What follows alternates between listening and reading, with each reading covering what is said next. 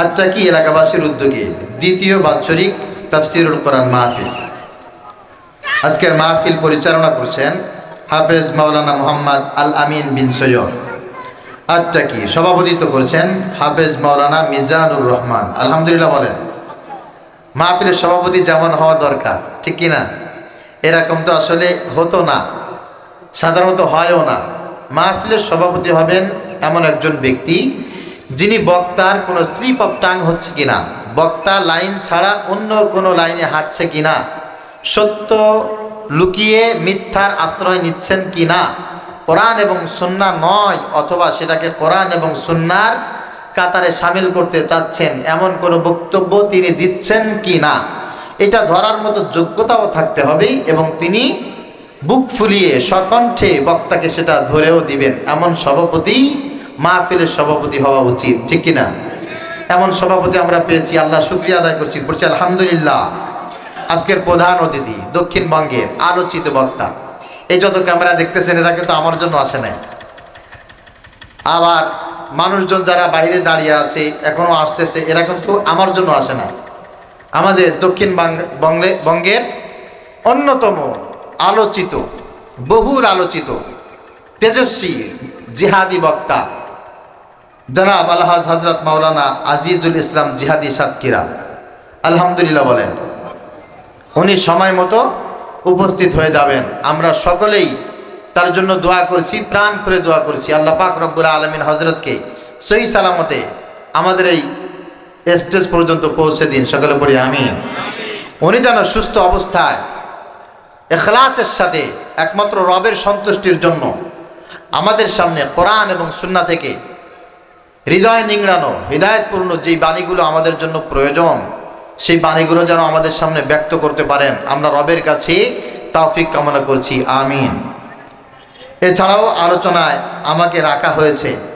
আমি যদিও অত বড় বক্তা নই, আমি এলাকারই মানুষ, আপনাদেরই একজন। যেহেতু আলহামদুলিল্লাহ আপনারা ডেকেছেন, দাওয়াত দেওয়াও সুন্নাত, কবুল করাও সুন্নাত। আমাদের মুরব্বীরা আছেন, তারপরেও তাদের দায়িত্ব পালন করার জন্য তাদের মহাব্বাতে সাড়া দিয়েছি। আমার মতো একজন ক্ষুদ্র ব্যক্তিকে আপনারা মহাব্বাত করেছেন, আমি নিজেও আল্লাহর শুকরিয়া আদায় করছি। আর পক্ষান্তরে তৌফিক কামনা করছি এইটা হে রব, পৃথিবীর এই ক্লান্তি লগ্নে বাংলাদেশের এই ঘোলাটে পরিস্থিতিতে যেই কথাগুলি আমার জন্য প্রয়োজন, উপস্থিত মানুষের জন্য প্রয়োজন, সকল পুরুষ এবং নারীর জন্য দরকার, সমস্ত বাংলাদেশ মানুষের জন্য, বাংলাদেশের জন্য যেটা দরকার, বিশ্বের আনাচে কানাচে যত মুসলমান আছে তাদের জন্য যেই কথাগুলি দরকার, সেই কথাগুলি ইখলাসের সাথে আপনার জন্য আপনি বলার তৌফিক দান করেন, সকলে পড়ি আমিন। আমি সব বিষয় তো আপনাদেরকে একদিনে কথা বলতে পারবো না, এখানে উঠে সব বিষয় বলতে পারবো না, আর এটা শোভনীয় নয়। সব বিষয় আলোচনা করলে আপনাদের মনেও থাকবে না, আর এটা তাসিরও থাকবে না। আমি নিয়াত করেছি আজকে আপনাদেরকে একটি বিষয়কে সামনে রেখে কোরআন এবং সুন্নাহ মাফিক কিছু কথা বলার চেষ্টা করব। আমি একটি আয়াত তেলাওয়াত করেছি, এখানে পরিচিত একটি আয়াত। যারা মোটামুটি কোরআনুল কারীম তালিম জানেন তারা এটা আপনারা যথেষ্ট জানেন। সূরাতুত তাহরিম, আল্লাহ পাক রব্বুল আলামিন এখানে ইমানদারদেরকে ডেকে একটা মেসেজ দিচ্ছেন। সেই মেসেজটা হচ্ছে ইয়া আইয়ুহাল্লাযীনা আমানু, হে ইমানদারগণ, কু আনফুসাকুম, তুমি তোমাকে হেফাজত করো, বাঁচাও জাহান্নামের আগুন থেকে, ওয়া আহলিকুম নারা, এবং তোমার অধীনস্থ যারা আছে তাদেরকে তুমি জাহান্নামের আগুন থেকে বাঁচাও। প্রিয় হাজিরিন, আল্লাহ পাক রব্বুল আলামিন এখানে ইমানদারদেরকে ডেকে যে কথাগুলি বলেছেন, আমি প্রথম আয়াতের কিছু ব্যাখ্যা আপনাদের সামনে তুলে ধরার চেষ্টা করব। দ্বিতীয় অংশের কিছু ব্যাখ্যা আমি আপনাদের সামনে তুলে ধরার চেষ্টা করব। মূলত আমরা যারা ইমানদার, আমরা যারা মুসলমান, আমরা কিন্তু সকলেই নাজাত পাওয়ার জন্য কোনো না কোনো পন্থা অবলম্বন করে থাকি। সেই পথটা হতে পারে আমার নিজের তৈরি করা, আমার নিজের মন গড়া। সেই পথটা হতে পারে আমার উস্তাদ আমাকে শিখিয়ে দিয়েছেন, অথবা আমি মা বাবা থেকে পেয়েছি, অথবা আমার সমাজপতি, দলপতি কোনো একজন আদর্শবান লিডার থেকে পেয়েছি, অথবা আল্লাহর থেকে পেয়েছি, রাসূল থেকে পেয়েছি, অথবা কোনো কিতাব থেকে পেয়েছি, এমন কোনো একটা মত পথ অনুসরণ করে মানুষ কিন্তু নিজেকে হেফাজত করতে চায়। আপনারা যদি এটা মনে করেন যে শুধুমাত্র ইমানদার মুসলমান নিজেকে হেফাজত করার চেষ্টা করে, আর কেউ করে না, এটা কিন্তু ভুল। আল্লাহকে শুধুমাত্র ইমানদার ডাকে, মুসলমান ডাকে, আর কেউ ডাকে না, এটা কিন্তু ঠিক নয়। বরঞ্চ সেই জামানায় যখন কোরআনুল কারীম আসে নাই, তখন কাফের, মুশরিক, বেঈমান তারাও একজনকে সবচাইতে বেশি ডাকতো। তিনি কে? আল্লাহকে কিন্তু তারা ডাকতো। কোরআন আসে নাই, সুন্নাহ আসে নাই, রাসূল সাল্লাল্লাহু আলাইহি ওয়াসাল্লামের সব মেসেজগুলো জাতির সামনে আসে নাই। এমন সময় আল্লাহ পাক রব্বুল আলামিন নবীকে বলছেন, হে নবী, আপনি এদেরকে তাওহীদের দাওয়াত দিলে এরা কিন্তু অ্যাকসেপ্ট করবে না। এরা আমার কথা শুনলে, আপনার কথা শুনলে, ইসলামের কথা শুনলে এরা কিন্তু আগ্রহ প্রকাশ করবে না। কিন্তু তারপরে আপনি যদি এদেরকে জিজ্ঞাসা করেন, ওয়ালা ইন সালতাহুম মান খালাকাস সামাওয়াতি ওয়াল আরদ, এই বলো দেখি আসমান কে বানিয়েছে, জমিন কে বানিয়েছে, এবং এর ভিতরে যা কিছু আছে সবকিছু কে সৃষ্টি করেছে, লা ইয়াকুলুন্নাল্লাহ, তারা উত্তর একটাই দেবে, কে? ওয়ালা ইন সালতাহুম মান নাযালা মিনাস সামাই মাআন ফাআহইয়া বিহিল আরদা বা'দা মাউতিহা, আল্লাহ বলছেন আপনি এদের কাছে জিজ্ঞাসা করেন যে আসমান থেকে কে বৃষ্টি বর্ষণ করে। একেবারে কঠিন থেকে কঠিনতম পদার্থ, পাথরের মতো শুকনা মৃত মাটিকে বৃষ্টি দিয়ে ভিজিয়ে কে এটাকে নরম করে আবার জীবিত করে দেয়? কে করে? এরা বলবে লা ইয়াকুলুন্নাল্লাহ, কেন? আল্লাহ এটা করে, আল্লাহ বৃষ্টি বর্ষণ করে, আল্লাহ সবকিছু করে। এবার আপনি যদি এদেরকে জিজ্ঞাসা করেন যে আল্লাহ যদি সব করে, আল্লাহ যদি সবকিছু সৃষ্টি করে থাকে, আল্লাহ যদি সবকিছু পরিচালনা করে থাকে, তাহলে আসো না আমরা আল্লাহর পথে চলি, আল্লাহর হুকুমগুলো মানি। কেন? দেখবেন এরা এই কাজ করবে না। কথা বুঝতে পেরেছেন? যখন মানুষের কাছে আল্লাহর পরিচয় আসে নাই, রাসূলের পরিচয় আসে নাই, তখন মানুষের আখলাক ছিল এমন। আর এখন তো আলহামদুলিল্লাহ আমাদের কাছে অনেক কিছু আছে। আমাদের দেশে কথায় আছে, রোগীর চাইতে ডাক্তারের সংখ্যা বেশি। কথা বুঝতে পেরেছেন? রোগীর চাইতে ডাক্তারের সংখ্যা বেশি। আমি যদি এখানে একটু অসুস্থ হয়ে পড়ি, এখান থেকে 10 জন, 20 জন, 50 জন বলবে, এই হুজুরে ধর, হুজুরে হাত টানে ধর, এই মাথায় বাতাস কর, এই তেল দে, পানি দে, মাথায় ফু দে। এই সমস্ত একজন এমন ভাবে বলা বলে চেষ্টা করবে, কে কার আগে কার কথা শুনবে এগুলো বলার সময় নেই। সবাই তখন ডাক্তার হয়ে যাবে, ঠিক কিনা? পক্ষান্তরে আমি যদি কোনো একটা কথা বলি, এই কথার ভিতরে উদ্দেশ্য প্রণোদিত না হয়ে যদি আমার স্লিপ অফ টাং হয়ে যায়, এর ভিতর থেকে হাজারো মন্তব্য বের হবে, হুজুর এভাবে বলতে পারতো না, এভাবে বলা ঠিক হয়নি, এইভাবে কেন বললো, এই কথা স্টেজে বলে নাকি। অনেক মানুষ এখানে জাজ হয়ে যাবে, উকিল হয়ে যাবে, জেরা করবে, ঠিক কিনা? আমাদের দেশের পরিস্থিতি হচ্ছে ঠিক এমন। কিন্তু প্রিয় ভাইরা, আপনি এই কিছু বলেন আর না বলেন, জানেন আর না জানেন, আপনি কি এই অবস্থায় আল্লাহর কাছে উঠে আল্লাহর সামনে দাঁড়িয়ে বলতে পারবেন, আল্লাহ আমি এই করেছি, তুমি আমাকে মাফ করে দাও?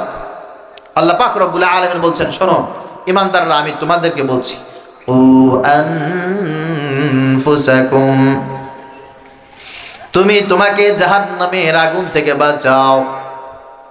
হে ইমানদারগণ, তোমরা শিক্ষিত হও বা মূর্খ হও, ছাত্র হও বা শিক্ষক হও, আলেম হও আর গায়রে আলেম হও, ধনী হও আর গরিব হও, যে যে অবস্থায় থাকো না কেন, সবার জন্য একটাই আদেশ, কু আনফুসাকুম, তুমি তোমাকে জাহান্নামের আগুন থেকে বাঁচাও।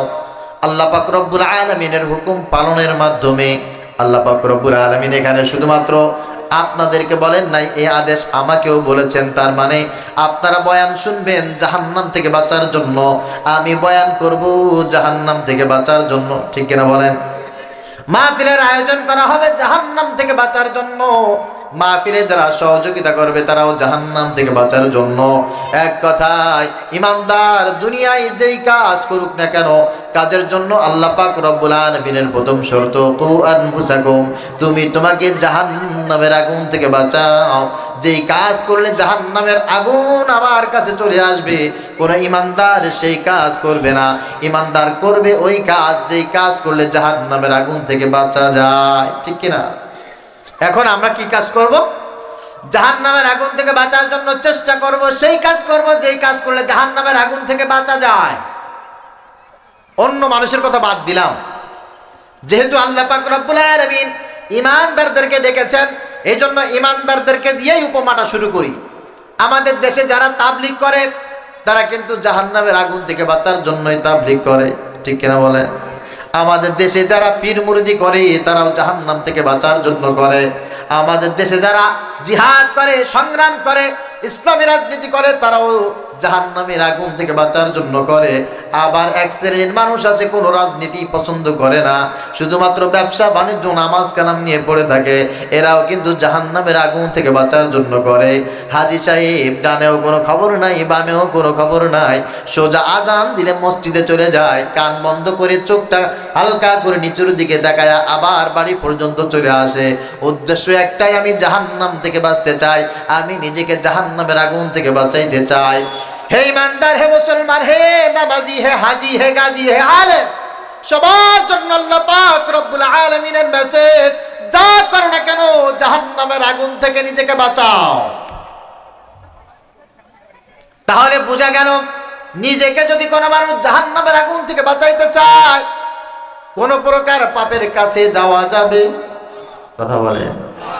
আপনাকে জাহান্নামের আগুন থেকে বাঁচানো আপনার জন্য ফরজ, আমাকে জাহান্নামের আগুন থেকে বাঁচানোর জন্য এই দায়িত্ব আমাকে আল্লাহ দিয়েছেন, এটা আমার জন্য ফরজ। আপনাকে আমি জাহান্নামের আগুন থেকে বাঁচাবো, এইটা আমার জন্য আগে ফরজ নয়। আমার সমালোচনা করে আমাকে জাহান্নামের আগুন থেকে আপনি বাঁচাবেন, এইটা কিন্তু আপনার জন্য আগে ফরজ নয়। আপনি যদি আগে নিজেকে জাহান্নামের আগুন থেকে বাঁচাইতে পারেন, আপনি সফল। আপনার জজ হয়ে লাভ নাই, মানুষকে ভুল করলো কে সঠিক করলো এই বিচার আগে না, এই বিচার আগে না, এই বিচার আছে একটু পরে বলছি। আগে বিচার হচ্ছে আপনার অবস্থা কি, আপনার অবস্থা কি, আপনার জায়গায় আপনি একেবারে ক্লিয়ার হয়ে যান। আপনি কি আপনাকে জাহান্নামের আগুন থেকে বাঁচাইতে পেরেছেন? আপনি কি জাহান্নাম থেকে ফিরতে পেরেছেন? জান্নাতের ভিতরে যেতে পেরেছেন? যদি হয়, আল্লাহ পাক রব্বুল আলামিন প্রথম রাস্তাটা আপনার জন্য ওপেন করে দিলেন, সহজ করে দিলেন, একেবারে সহজ। নিজেকে জাহান্নামের আগুন থেকে বাঁচানোর জন্য সবচাইতে সহজ পন্থা ইমানদার। কোরআন থেকে বলছি, খেয়াল করো। হুজুর, আমি আমাকে জাহান্নামের আগুন থেকে বাঁচাইতে চাই, আল্লাহ পাক রব্বুল আলামিন আমাকে জাহান্নামের আগুন থেকে বাঁচার জন্য বলেছেন। কোরআন থেকে হাদিস থেকে সবচাইতে সহজ একটা রাস্তা বলে দেন। আল্লাহ পাক রব্বুল আলামিন বলেন, সবচাইতে সহজ পন্থা হচ্ছে একটাই, ক্বাদ আফলাহা মান তাযাক্কা। যে ব্যক্তি নিজের আত্মাকে পরিশুদ্ধ করতে পেরেছে, নিজের কলবকে, নিজের রূহকে, নিজের আত্মাকে কলুষিত মুক্ত করতে পেরেছে, আল্লাহ পাক রব্বুল আলামিন বলেন ওই ব্যক্তি জান্নাতে চলেই গেছে। সুবহানাল্লাহ বলেন। ক্বাদ আফলাহা মান যাক্কাহা, যে ব্যক্তি নিজেকে পিউরিফাই করতে পেরেছে ওই ব্যক্তি জান্নাতে চলেই গেছে, একেবারে চলে গেছে। ওয়ালাউলা ফাদলুল্লাহি আলাইকুম ওয়া রাহমাতুহু মা যাকা মিনকুম মিন আহাদিন আবাদা ওয়ালাকিন্নাল্লাহা ইউযাক্কি মান ইয়াশা। আল্লাহ পাক রব্বুল আলামিন বলেন, একজন ইমানদারের জন্য, একজন মুসলমানের জন্য আমার তরফ থেকে যত রহমত আছে, দয়া আছে, করুণা আছে, তার ভিতরে সবচাইতে বড় দয়া, রহমত আর করুণা হচ্ছে আমি আল্লাহ তাআলা ভালোবেসে মুহাব্বত করে যার অন্তরটাকে আমি সাফ করে দিয়েছি, যার অন্তরের ভিতরে কোনো পাপ নাই, কোনো কলুষিত মুক্ত নাই, গীবাত নাই, শিকায়ত নাই, অন্তরটা, দিলটা আয়নার মতো পরিষ্কার, এর চাইতে বড় রহমত আমার পক্ষ থেকে আর কেউ পাই নাই। সুবহানাল্লাহ। হে ইমানদারগণ, আল্লাহ পাক রব্বুল আলামিন তোমাকে জাহান্নামের আগুন থেকে বাঁচতে বলেছেন, আর জাহান্নামের আগুন থেকে বাঁচার জন্য সবচাইতে উত্তম রাস্তা যেটা, সেটা হচ্ছে নিজেকে কলুষিত মুক্ত করো, একেবারে পাক সাফ করে ফেলো। দুষ্টুমি, শয়তানি, ফাজলামি, মানুষের দোষ ত্রুটি, এগুলো থেকে নিজেকে হেফাজত করে রাখো।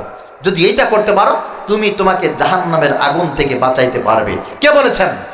সবাই বলেন কে? আল্লাহ পাক রব্বুল আলামিন আমাদেরকে সেটাই বলে দিয়েছেন। শোনো, হুয়াল্লাযী বা'আসা ফিল উম্মিয়্যিনা রাসূলাম মিনহুম ইয়াতলু আলাইহিম আয়াতিহি ওয়া ইউযাক্কিহিম ওয়া ইউআল্লিমুহুমুল কিতাবা ওয়াল হিকমা ওয়া ইন কানু মিন ক্বাবলু লাফি যালালিম মুবিন। নবী, আমি আপনাকে পৃথিবীর বুকে প্রেরণ করেছি, এই জন্যই প্রেরণ করেছি আমি আল্লাহ পাক রব্বুল আলামিন যে কিতাব দিয়েছি, এই কিতাব তেলাওয়াত করে মানুষের সামনে বারবার আপনি শুনিয়ে দিবেন। ওয়াইউযাক্কিহিম, আর মানুষকে পবিত্র হওয়ার জন্য বলবেন, মানুষকে পবিত্র করবেন। আমি এখানে এই আলোচনাটা স্টপ করব এই পর্যন্ত, যে এক নাম্বার হচ্ছে নিজেকে জাহান্নামের আগুন থেকে বাঁচানো ফরজ। দুই নম্বরে নিজেকে জাহান্নামের আগুন থেকে বাঁচানোর জন্য সবচাইতে উত্তম পদ্ধতি হচ্ছে নিজেকে সাফ করা, দিলটাকে সাফ করা। কথা বুঝতে পেরেছেন প্রিয় ভাইরা আমার? আপনি যদি সব কিছু করেন আর দিলকে সাফ না করেন, তাহলে আপনি আপনাকে জাহান্নামের আগুন থেকে বাঁচাইতে পারেন? কথা বলেন, পারেন নাই। নবীজি সাল্লাল্লাহু আলাইহি ওয়াসাল্লাম বলেছেন, একজন মানুষ নামাজ আছে, রোজা আছে, হজ আছে, যাকাত আছে, তেলাওয়াত আছে, জিকির আছে, অনেক দান সাদাকা অনেক কিছু আছে, কিন্তু ওই ব্যক্তির দিলটা সাফ না, পরিষ্কার না। আলা ইন্না ফিল জাসাদি লামুদগা ইযা সালুহাত সালুহাল জাসাদু কুল্লু ওয়া ইযা ফাসাদাত ফাসাদাল জাসাদু কুল্লু আলা ওয়া হিয়াল কলব। সব কিছু ঠিক আছে, সব কিছু ঠিক, কিন্তু শরীরের ভিতরে একটা গোশতের টুকরো আছে যেটা হচ্ছে কলব। এইটা এখনো পর্যন্ত পরিষ্কার হয় নাই। এখানে এখন অনেক নোংরা জমে আছে, অনেক পাপ জমে আছে, অনেক কিছু এখানে আছে, যার কারণে ওর গোটা জীবনের সব আমল বরবাদ। বলেছেন মুহাম্মদ সাল্লাল্লাহু আলাইহি ওয়াসাল্লাম। এই কলব পরিষ্কার পরিচ্ছন্ন করার জন্য এক শ্রেণীর মানুষ আমাদেরকে এই পরিমাণ অ্যাডভাইস করে, অ্যাডভাইস করতে করতে করতে করতে করতে করতে সকালে সবক, দুপুরে সবক, সন্ধ্যায় সবক, 1 সবক, 2 সবক, 5 সবক, সবকের কোনো শেষ নাই। একটাই উদ্দেশ্য, কলব সাফ করো, কলব সাফ করো। কলব সাফ করলে কি হবে? জান্নাতে যেতে পারবা। কথা বুঝতে পেরেছেন? আবার এক শ্রেণীর মানুষ আছে যে আল্লাহর রাস্তায় সময় লাগাও, আল্লাহর রাস্তায় বের হয়ে যাও, মা ছাড়ো, বাবা ছাড়ো, ঘর ছাড়ো। কেন? দিল থেকে সবকিছু বের করে দিতে হবে। আসমান জমিন, টাকা পয়সা, ব্যবসা বাণিজ্য, চাকরি বাকরি, লেখা পড়া, সহায় সম্পত্তি, সবকিছু দিল থেকে বের করে একমাত্র দিলের ভিতরে আল্লাহর দিন প্রতিষ্ঠা করো, আল্লাহকে ঢুকাও, রাসূলকে ঢুকাও, দিল সাফ হয়ে যাবে। সাফ হয়ে গেলে কি করতে পারবা? জান্নাতে যেতে পারবা। আবার আরেক শ্রেণীর মানুষ আছে, আমার কাছে আসো, আমার দরবারে আসো, আমার পথে আসো, আমার দলে আসো, সবকিছু বাদ দিয়ে দাও, দিলের ভিতরে একমাত্র আল্লাহর মারিফাত ঢুকিয়ে দাও। আল্লাহর মুহাব্বত মারিফাত যদি কলবের ভিতরে স্থান পেয়ে যায়, দুনিয়ার সব কিছু তোমার কাছে তুচ্ছ, আল্লাহ তোমার কাছে প্রাধান্য পাবে, আল্লাহ পাক রব্বুল আলামিন তোমাকে মাফ করে দিবেন। এরকম বয়ান আমাদের সামনে আছে না নাই? আছে। এই বয়ান শুনে অনেক মানুষ দেখবেন একেবারে দুনিয়ার আসলে অনেক কিছু ছেড়ে দিয়েছে। আর আমরা বলি কি, ও সুবহানাল্লাহ, এই মানুষটা মিথ্যা বলে না, এই মানুষটা ভালো কাজ করে, এই মানুষটার মনের ভিতরে কোনো দুষ্টমি নাই, একে কারো ক্ষতি করে না, এর চাইতে বড় আল্লাহর ওলি একজনও নাই। আসলেও তো তাই। আমরা তো এটাই মনে করি সবচেয়ে বড় আল্লাহওয়ালা, কিন্তু আল্লাহ পাক রব্বুল আলামিন এটাই তো বলেছেন, কু আনফুসাকুম, তুমি তোমাকে জাহান্নামের আগুন থেকে বাঁচাও। তার মানে তুমি তোমার চোখকে, তুমি তোমার জিহ্বাকে, হাতকে, কানকে, পাকে, কলবকে, সব কিছুকে গুনাহ থেকে যখন আলাদা করতে পারবা, তুমি তো আলহামদুলিল্লাহ সফল হয়ে যাবা। এই জন্য এরা বা এই শ্রেণীর মানুষ চিন্তা করছে, আমি মিথ্যা থেকে বেঁচে থাকতে পেরেছি, আমি আমার চোখকে হেফাজত করেছি, পরনারী থেকে আমার চোখ হেফাজত, খারাপ কাজ থেকে আমার হাত হেফাজত, খারাপ কথা থেকে আমার জিহ্বা হেফাজত, আলহামদুলিল্লাহ আমার সমস্ত গুনাহ থেকে নিজেকে হেফাজত করেছি, আল্লাহর আয়াতের উপরে আমি আমল করেছি, কু আনফুসাকুম, আমি নিজেকে জাহান্নামের আগুন থেকে বাঁচিয়ে ফেলেছি, মাশাআল্লাহ জান্নাতে চলেই গেছি। জান্নাতে নিয়ামত খাচ্ছি না কেন? এখনো মরি নাই, মরাটা বাকি, মরলে আর আমার জান্নাতে যেতে বাকি নাই। চিন্তা ফিকির এরকম কিছু আছে না নাই? কথা বলেন প্রিয় হাজিরিন, 100% সম্মান রেখে বলছি, এই চিন্তা ফিকির বা এই কাজ যারা করছেন অবশ্যই ভালো কাজ করছেন, কিন্তু আমাদের ভিতরে এই কাজ করে না যারা আছে, মনে করেন একজন মানুষ হিন্দু, আচ্ছা হিন্দু এরকম মানুষ আছে না কোনোদিন মিথ্যা কথা বলে না? হিন্দুদের ভিতরে আছে না? গীবাত স্বীকার করে না, আছে না? পরের সম্পদ খায় না, কাউকে গালি দেয় না, কাউকে কষ্ট দেয় না, মনের ভিতরে সব মানুষের জন্য ভালোবাসা, দরদ, এরকম হিন্দু, খ্রিস্টান, বৌদ্ধ পৃথিবীতে আছে না? তা ওই মানুষটা আর আমি পার্থক্য কি? পার্থক্য হচ্ছে ও আল্লাহকে মানে না, আমি আল্লাহকে মানি। ও ইমানদার নয়, আমি ইমানদার, এইটুকু পার্থক্য। এর চাইতে বড় কোনো পার্থক্য তো আর নাই। একজন মানুষ মুসলমান নয়, ইমানদার নয়, এই কারণে যে সে সৎ হয় না, বিষয়টা এমন না। ইমানদার মুসলমান অসৎ হতে পারে, আবার ইমানদার নয়, মুসলমান নয়, এই ব্যক্তি অনেক সৎ হতে পারে। এরকম উৎকৃষ্ট উদাহরণ আমাদের সমাজে 2, 4, 5, 10টা আছে না নাই? আমি একেবারে আমার ইউনিয়নের একজন মানুষ, আমি এখানে নাম উল্লেখ করে বলতে চাই।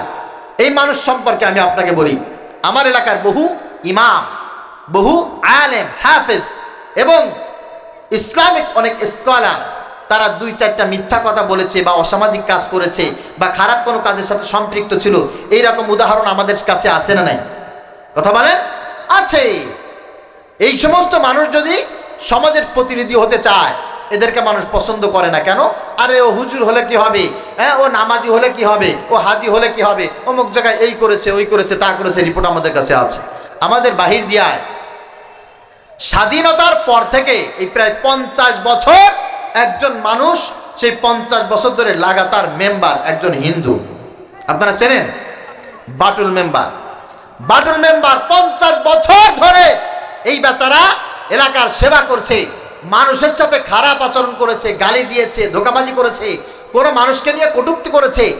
হয়তোবা অগোচরে পাইলেও পাইতে পারেন, থাকলেও থাকতে পারে, যেহেতু সে মানুষ। কিন্তু মানুষকে মানুষের সামনে কটাক্ষ করে না, মানুষকে মানুষের সামনে বড় করে, সম্মান করে, শ্রদ্ধা করে। অন্তরের দিক দিয়ে অন্যান্য আরো 10টা মুমিন বান্দার চাইতে সামাজিক দিক দিয়ে ওই ব্যক্তি সৎ, যার কারণে 50 বছর ধরে বাহির দিয়ায় বাটুল মেম্বার 1000-এ মেম্বারি করছে। বলেন দেখি, ওই মানুষটা যদি ব্যক্তিত্ব চরিত্রে অসৎ হতো, মানুষকে তারা 50 বছর লাগাতার মেম্বার বানাইতো? তাহলে বোঝা গেল, ব্যক্তির দিক দিয়ে যদি আপনি সৎ হয়ে থাকেন, আপনি আসল মানুষ নন। আসল মানুষ হতে গেলে আরো কিছু গুণাগুণ দরকার আছে না নাই? কথা বলেন। আমাদের তিলকে ফজর আলী নামক একজন মুশরিক ছিল, মারা গেছে ব্যক্তিটা। এই ব্যক্তি শিরক করত, তাবিজ করত, মানুষকে জাদুটোনা করত। এই ব্যক্তি জীবনে কোনোদিন হারাম কিছু খায় নাই, কোনো মানুষের কাছ থেকে নেওয়া কিছু খেত না, কারোর গিবাত শিকায়ত করতো না, কোনো জায়গায় আড্ডা দিত না, জীবনে কোনোদিন কাউকে কষ্ট দেয় নাই, জীবনে কোনোদিন কারোর 1 পয়সার ক্ষতি করে নাই। এ কালীর সাধন করেছে। কালীর সাধন করার পর অবশেষে মা কালী নাউজুবিল্লাহ তাকে নাকি কি একটা ধন দিয়েছে। সে শিরক করত, কুফরি করত, মানুষকে মন্ত্র সন্ত্র পড়ে যা পড়ে ফু দিত বা তদবির যে জন্য দিত সেই কাজই হয়ে যেত। তার সাথে ব্যক্তিগতভাবে আমার একবার দেখা হয়েছিল অনেক আগে। আমি জিজ্ঞাসা করেছিলাম, আপনি কিভাবে পেয়েছেন? সে বলে, আমি জীবনে কোনোদিন মিথ্যা বলিনি, কাউকে ঠকাইনি। আমার এই জবান, আমার এই হাত, আমার এই চোখ, আমার এই পা, আমার অঙ্গ প্রত্যঙ্গ দিয়ে কোনোদিন কাউকে কষ্ট দেইনি। আমি যদি কোনোদিন কারোর কষ্ট না দিয়ে থাকি, ব্যক্তিগতভাবে যদি আমি সৎ হয়ে থাকি, আমি যা বলবো তাতে কাজ হতে বাধ্য, আমি যা লিখব তাতে ফলাফল পেতে বাধ্য, আমি যেই দিকে হাঁটবো সফল হতে আমি অবশ্যই বাধ্য। তাহলে বোঝা গেল, ব্যক্তিগত দিক দিয়ে আপনার হাত, পা, নাক, চোখ, মুখ, এগুলো থেকে যদি আপনি গুনাহ থেকে বাঁচিয়ে ফেলেন, আপনি বিশাল বড় আল্লাহর ওলি হয়ে গেছেন। বিষয়টা এরকম নয়, আপনার আরো কিছু কাজ সামনে বাকি আছে। কথা বুঝতে পেরেছেন? মনে করেন আমি এখানে দাঁড়িয়ে গেলাম, আমার পাশ থেকে স্লোগান দেয়া হলো, অমুক ভাইয়ের চরিত্র ফুলের মতো পবিত্র। আমার চরিত্র ফুলের মতো পবিত্র, তার মানে হচ্ছে আমি ব্যক্তিগত দিক দিয়ে সৎ, ব্যক্তিগত দিক দিয়ে আমার ডানে বামে সামনে পিছনে উপরে নিচে কোনো গুনাহের সাথে বা খারাপ কোনো কাজের সাথে আমার সম্পৃক্ততা নেই। এটা হলেই যে আমি একেবারে কমপ্লিট ভালো মানুষ হয়ে গেলাম, বিষয়টা এরকম নয়। বরঞ্চ যাদের এই গুণ নাই, এই গুণ তাদের অবশ্যই অবশ্যই অর্জন করতে হবে। এটাকে বলে আত্মশুদ্ধি। কি বলে বলেন? কথা বলেন। আত্মশুদ্ধি বলে এটাকে। আপনি আপনার 3.5 হাত বডিকে প্রকাশ্য গোপনীয় সমস্ত গুনাহ থেকে বাঁচিয়ে রাখবেন, এটা আপনার জন্য ফরজ। আত্মশুদ্ধি, আপনি প্রকাশ্যে যেমন অন্যায় করবেন না, গোপনেও তেমন অন্যায় কাজ করবেন না, এটা আপনার জন্য ফরজ। আপনি যেই হন না কেন, ইমামের জন্য, মুসল্লির জন্য, সমাজের যে কোনো ব্যক্তির জন্য এটা ফরজ। ইমানদার হলেই প্রকাশ্যে গোপনে গোপনে আপনার ব্যক্তিগত জীবনের সকল ধরনের পাপ থেকে আপনাকে বেঁচে থাকতে হবে। কিন্তু ফরজ হলে এটা যথেষ্ট নয়। কারণ কি? আল্লাহ পাক রব্বুল আলামিন পরবর্তী আয়াতে বলছেন, আয়াতের পরের অংশ বলছেন, ওয়া আহলিকুম নারা, তুমি তোমার জীবনকে আত্মশুদ্ধির মাধ্যমে সব গুনাহ থেকে নিজেকে বাঁচাইতে পেরেছো। মাশাআল্লাহ, আলহামদুলিল্লাহ, সুম্মা আলহামদুলিল্লাহ। তোমার চাইতে ভালো মানুষ একজনও নাই। তুমি হজ করেছো, মাশাআল্লাহ, দাড়ি রেখেছো, টুপি রেখেছো, দাড়ি রেখে টুপি রেখে সব দিক দিয়ে তুমি একেবারে 100% পিউরিফাই হয়ে গেছো। তুমি এখন চিন্তা করো, তোমার চাইতে ভালো মানুষ আর কেউ নাই, তোমার চাইতে সুন্দর মানুষ আর কেউ নাই।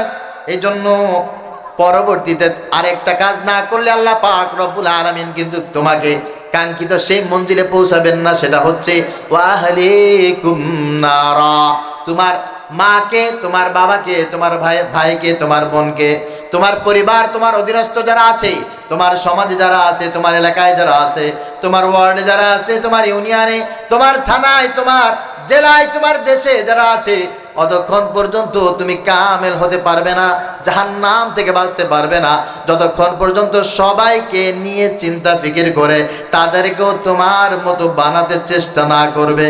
খেয়াল করবেন। এই জন্য আপনি হাজী সাহেব, আপনি খতিব সাহেব, আপনি সুন্দর আলহামদুলিল্লাহ ভালোভাবে চলেন, কিন্তু সবাইকে ভালো বানানোর জন্য ওই পরিমাণ চেষ্টা আপনার করা দরকার।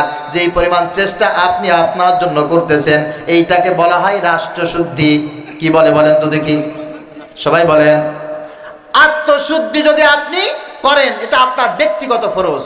রাষ্ট্রশুদ্ধি রাষ্ট্রের সবার জন্য ফরজ, সবার জন্য ফরজ রাষ্ট্রশুদ্ধি। কিছু খানকায়, কিছু পীর সাহেবরা আত্মশুদ্ধি নিয়ে আলোর মশাল জ্বালিয়ে মোড়ে মোড়ে বিশাল বড় সাইনবোর্ড দেয় রাষ্ট্রশুদ্ধির ব্যাপারে। এদের মুখে কুলু পেটে আছে। আল্লাহর ইজ্জতের কসম দিয়ে বলছি, ইসলামের পরিপূর্ণ বিধান এদের ভিতরে নাই, নাই, নাই। যদি থাকতো আল্লাহ পাক রব্বুল আলামিন ওয়া আহলিকুম নারা এই কথাটা বলতেন না। আল্লাহ পাক রব্বুল আলামিন বলছে, শোনো, তুমি তোমার ব্যক্তি জীবনে সৎ হয়ে গেছো, এবার তোমার জন্য রাষ্ট্র শুদ্ধির জন্য যেই কাজ তোমার করতে হবে, 1 নম্বরে ইনিল হুকমু ইল্লা লিল্লাহ। তুমি মানুষের সামনে কথা বলে দাও, এ কথা বলে দাও, আমি আমার জীবনে আল্লাহর আইন বাস্তবায়ন করেছি। ঠিক তদ্রূপ এখন থেকে আমার পরিবারে, আমার সমাজে, আমার রাষ্ট্রে একজনের হুকুম চলবে। কার? আমার ব্যক্তিগত জীবনে যেমন ফজরে, জোহরে, আসরে, মাগরিবে, প্রকাশ্যে গোপনে আমার জীবনের ভিতরে আল্লাহর হুকুম প্রতিষ্ঠা করেছি, ঠিক তদ্রূপ আমি আমার পরিবারে, আমার সমাজে, আমার রাষ্ট্রে একজনের হুকুম প্রতিষ্ঠিত করব, তার নাম আল্লাহ। এটা কি ফরজ না নফল? কথা বলে। 2 নম্বরে উদখুলু ফিস সিলমি কাফা, তুমি তোমাকে যেমন ইসলামের ভিতরে পরিপূর্ণ প্রবেশ করিয়েছো, তোমার আহাল বর্গ দুনিয়ার যারা আছে সবাইকে নিয়ে ইসলামের ভিতরে পরিপূর্ণ প্রবেশ করাতে হবে। সবাইকে নিয়ে যদি ইসলামের ভিতরে পরিপূর্ণ প্রবেশ করাতে তুমি সক্ষম না হও, এই পথে যদি তোমার যেতে অপছন্দ হয়, খারাপ লাগে, মনে রাখবা তুমি জাহান্নাম থেকে বাঁচতে পারো না, জাহান্নাম থেকে বাঁচতে পারো না। এই জন্য সব জায়গায় ইসলাম মানতে হবে। রাজি আছেন সবাই? রাজি আছেন সবাই? আল্লাহ তাআলা তৌফিক দান করুক, সকলে পড়ি আমিন। 3 নম্বরে দিনের যত কাজ আছে, কোন কাজকে বাবার দোহাই দিয়ে, নেতার দোহাই দিয়ে, লিডারের দোহাই দিয়ে, উস্তাদের দোহাই দিয়ে পিছু হটা যাবে না। আল্লাহ বলছেন, ইন তানসুরুল্লাহ ইয়ানসুরুকুম ওয়া ইউসাব্বিত আকদামাকুম। দিনের কাজ যখন তোমার সামনে চলে আসবে, তুমি দিনের কাজে সহযোগিতা করবে, আমি আল্লাহ পাক রব্বুল আলামিন তোমার সাহায্যকারী হয়ে যাব। সুবহানাল্লাহ। আপনি মসজিদ বানাইলেন, মাদ্রাসা বানাইলেন, আপনি খানকা বানাইলেন, মাশাআল্লাহ, দিনের কাজ, দিনের কাজ। আপনি ওখানে ইমামতি করছেন, আজান দেওয়ার ব্যবস্থা করেছেন, কিছু লোক ওখানে এসে নামাজ পড়তেছে, বাকি যারা নামাজ পড়ছে না এদের নামাজের জন্য আপনার চিন্তা ফিকির থাকার দরকার আছে না নাই? কি কাজ করলে আমার সমাজের প্রত্যেকটা নারী, প্রত্যেকটা পুরুষ আকিল বালেগ আজান হলে একজনও বসে থাকবে না, সবাই নামাজের জন্য দাঁড়াবে। যেই কাজ করলে, যে আন্দোলন করলে, যে পন্থা অবলম্বন করলে, এই কাজ যদি তুমি করতে অপছন্দ করো, আল্লাহ পাক রব্বুল আলামিন তার রহমতের দরজা থেকে ঘাড় ধাক্কা দিয়ে তোমাকে বের করে দিবে। তুমি পীর হও, হাজি হও, গাজী হও, তুমি একা একা নামাজ পড়ে চুরি করে জান্নাতে চলে যাবা, আর সব মানুষ জাহান্নামে চলে যাবে। আল্লাহ পাক রব্বুল আলামিন এটা পছন্দ করেন? কথা বলেন, পছন্দ করেন না। এই জন্য চিন্তা ফিকির থাকতে হবে কোন কাজ করলে আমার সবাই নামাজি হয়ে যেতে পারে, ঠিক কিনা বলেন? এর জন্য একটা ফর্মুলা আছে না নাই? একটা ফর্মুলা আছে না নাই? সেই ফর্মুলার জন্য আমাদের সবাই প্রস্তুত থাকতে হবে। রাজি আছেন সবাই ইনশাআল্লাহ? আল্লাহ তৌফিক দান করুক, সকলে বলি আমিন। আল্লাহ পাক রব্বুল আলামিন বলছেন, আমি কোন নবীকে কোন রাসূলকে এই দায়িত্ব দেই নাই, হে নবী হে রাসূল, আমি তোমার কাছে কোরআন দিয়েছি, সুন্নাহ দিয়েছি, মসজিদে বসা সেই পরিমাণ জিকির করবা, মানুষের কাছে গিয়ে সেই পরিমাণ বয়ান করবা, আর মানুষ তোমার ওয়াজ শুনে কানবে, আর মসজিদে গিয়ে জিকির করবে, মাথা আর উপরের দিক দিয়ে হাঁটবে না। এই জন্য আমি কোন নবী রাসূল পৃথিবীতে পাঠাই নাই, বরঞ্চ ওয়ালাকাদ বাআসনা ফি কুল্লি উম্মাতির রাসূলান আন ইবুদুল্লাহা ওয়াজতানিবুত তাগুত, আমি সমস্ত নবী এবং রাসূলকে নিজের আত্মিকভাবে সৎ 100% সৎ আত্মশুদ্ধি বজায় রাখার পর তাদেরকে প্রেরণ করে একটা কথা বলেছি, এই সমাজে যেন তাগুত প্রতিষ্ঠিত না থাকে, এই সমাজে ইসলামের আইন প্রতিষ্ঠিত থাকবে।